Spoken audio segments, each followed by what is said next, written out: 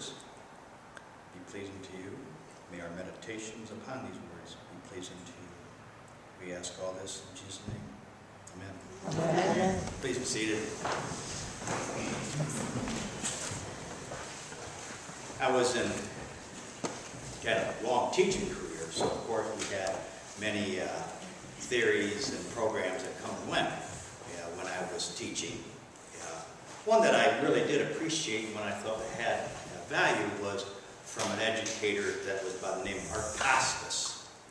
And Mr. Costas developed this list of traits that children develop as they pass on to more intelligent behaviors, younger age kids. And one of these traits is called decreasing impulsivity, which basically means that one stops and thinks before making a hasty and unwise decision. I know I'm a good person to be preaching on this. But we all know people who operate without a filter of what's on their mind oftentimes. And so it really does remain a goal to have that trait of decreased impulsivity embedded in many, if not most of us. Now, that does not mean that impulsivity is always a bad trait to have. Often we've enjoyed some activity, or we've grown from some decision that we've just made on a spontaneous decision. So a lot depends on what the consequences occur when we're making such a decision spontaneously. Now, I know very little of the history of dance, and Nancy will tell you that that's probably true. But I know that dance can conjure up many different responses, from the primitive beat and the savage sounds of early humans, to Degas dancers, to the dance club industry today. Dance either gets a lot of support or a lot of disdain, depending on the people. The whole concept of movement accompanying music and what it means to humans is it's in itself an educational study in which you can get multiple degrees. It's enough to say that dance is a form of communication which has existed for millenniums and has been and will continue to be of importance to us. Two lessons today have a dance as the driving force for consequences. While bringing the Ark of the Covenant to Jerusalem, David got in a spontaneous mood and danced ahead of it to show his appreciation for being chosen the king of his people. Such a frenzied dance caused his priestly garments to not cover him fully at times, which resulted in his wife Michal being appalled that he would lower his kingly self to such a level of vulgarity. She missed the rest of the celebration, which included blessings for his subjects and a festive feeding in the vein of what Christ does yet for us today. Later in the reading, David tells Michal that he would celebrate to the point of personal humiliation if it honored God. For her view that David should show decreased impulsivity, Michal remained childless for her life. I think this lesson encourages us to be like David in his enthusiasm for God.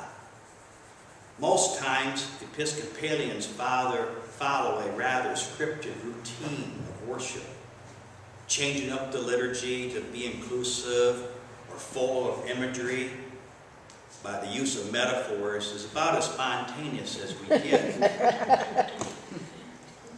We do have the nickname of the frozen chosen for a reason.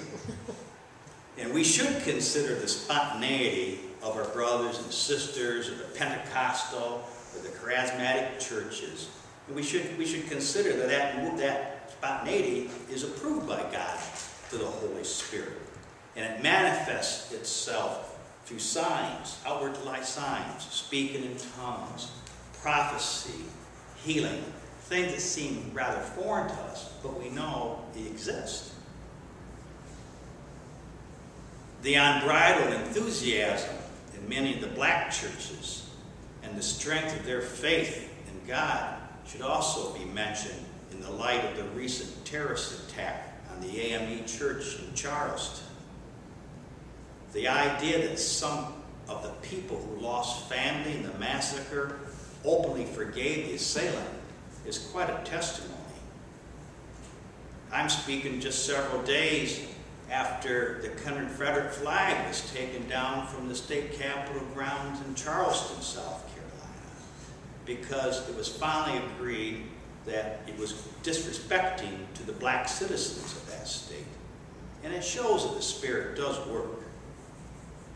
Our own national leader, President Obama, whose faith as well as his citizenship has been called into constant question, showed faith and spontaneity when he started singing Amazing Grace at the funeral of the Reverend Clementa Pinckney.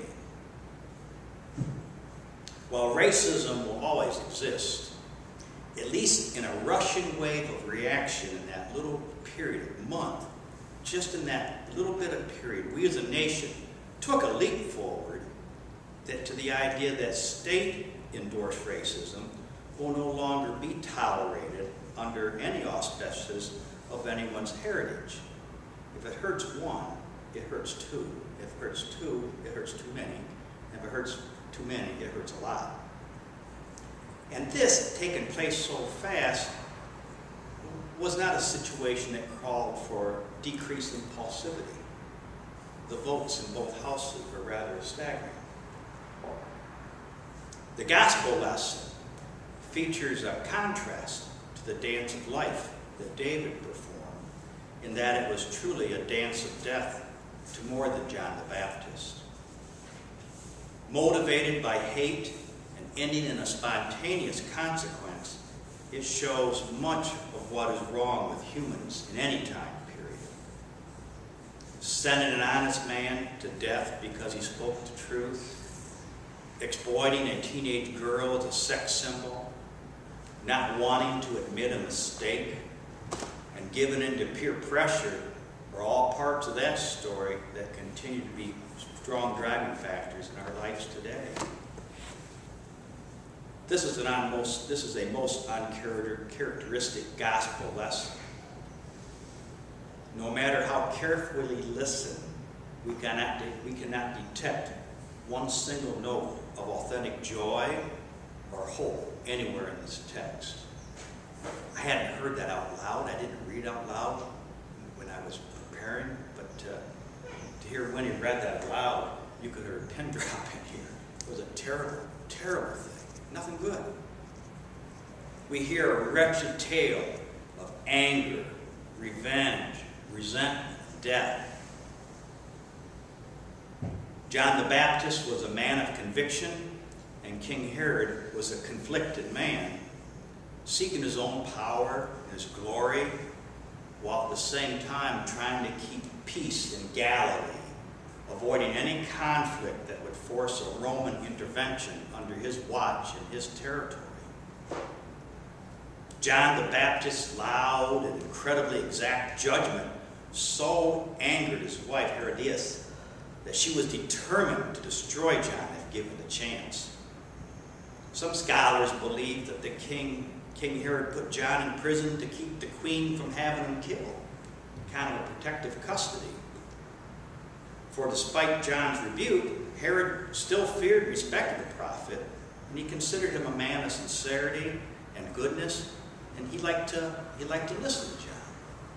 I think that was a good trait. Sometimes we don't want to listen to what was hearing, but we have to listen. And he did that. Unfortunately, his birthday was coming up, and he had this big party, joined by guests who were the other power depended upon him, and they reflected his views. That night was alcohol-fueled, and it was just destined to play out badly. It must have been quite a dance to receive such an open-ended reward. And seizing the moment for her revenge against John, Herodias quickly asked for John's head. Of course, Herod was shocked at what the request, and He knew it wouldn't be what a teenage girl would ask, that it was really her mother that was finally going to be able to get her revenge. But Herod, he was the leader in front of his closest associates, most of them drunk, many in agreement that life would definitely be a lot easier without John the Baptist around. Herod's impulsivity had sealed John's fate the moment his words left his lips. So like many times before in history, and continue in our time, a figure of power was able to crush truth, justice, and compassion for a non-compelling reason. Although Jesus is never mentioned, he is the key to understanding this story, which appears in Mark's gospel at the point where Jesus' fame and success is growing. Just as the opening verses of Mark link the beginning of Jesus' ministry with the work of John the Baptist, so here John's death foreshadows Jesus' passion. John's determination to speak the truth, speak that truth to power, brings his destruction, and we know that it'll be no different for Jesus. The gospel lesson reminds us that the task of following Jesus will never be easy. The road is rocky, and resistance is to be expected. We also live in a world where those entrusted with political power live in fear that their authority will be challenged. Our leaders are not outwardly as wicked as King Herod, but many are often just as spineless, committed to expediency, and willing to compromise truth, justice, and compassion if they will think it will win them some votes and keep them in powers and positions of power. We too are always in danger of making choices that undermine our faith and not align us with God's kingdom, but rather be parts of the powers of this world. We must be working on weighing on what kind of response is needed to the decisions we make. Now, of course, some are mundane and automatic by nature, decisions we make. However, there are many that require thought and reflection and other features of decreased impulsivity. We often feel challenged by actions and events before us.